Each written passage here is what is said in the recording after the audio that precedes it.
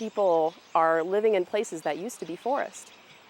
And those animals used to live in that area, and now it's somebody's backyard, whereas a year ago it was just a forest. So the animals are being more commonly seen. Animals certainly have a way of impacting humans in a lot of different ways, sometimes in positive ways, like enjoying watching birds at feeders, but in some ways the impacts are not quite as benign. Raccoons in your garbage cans, coyotes in your backyard, potentially aggressive to your pets, even larger animals like bears and cougars seeming like a threat to you in your backyard. There is fear and anger in Bellevue where neighbors have seen coyotes attacking their pets, and they're worried children might be next. KOMO 4's Mark Miller is live in that neighborhood where people insist they see coyotes all the time. Mark? Eric, neighbors say it's out of control, and they don't understand why. This is not a wilderness area. This is a populated neighborhood, houses pretty close together. And if you look down this path, right down there is a grocery store, a playground, and busy Bellevue Way. Neighbors say they've seen coyotes in all of those areas. They tell me the first sign of trouble, missing cats. Really never feed any of these critters in your backyard. A lot of folks think it's cute. They think they're helping out wildlife by feeding them, but honestly, the end result is usually an animal that thinks of people as a place to get handouts. And that is a potential recipe for aggression in the form of biting and having the animals learn to approach people for food.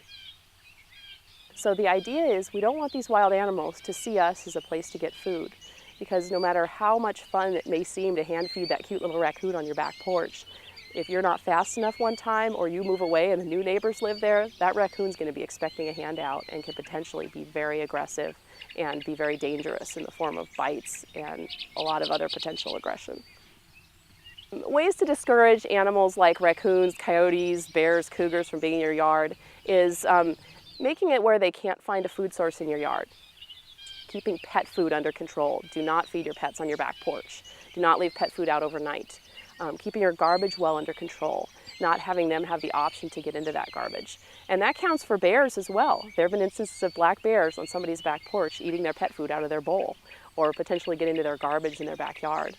So making sure you're limiting those food resources for the animals. And in the case of cougars, making sure you don't have a lot of prey options in your backyard. So the idea is not really making your yard a wonderful place for them to hang out.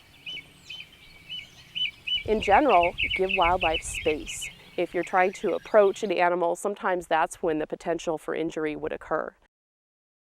So if people are looking for more information on how to coexist with animals in Washington, the Washington Fish and Wildlife website has really great information, even specifics about certain species and how to coexist with them. And that website is wdfw.wa.gov, and there's a whole section on living with wildlife, and it's excellent. I'm hopeful that people can learn to coexist with animals and appreciate them as one of the benefits of living in this state rather than considering them a nuisance.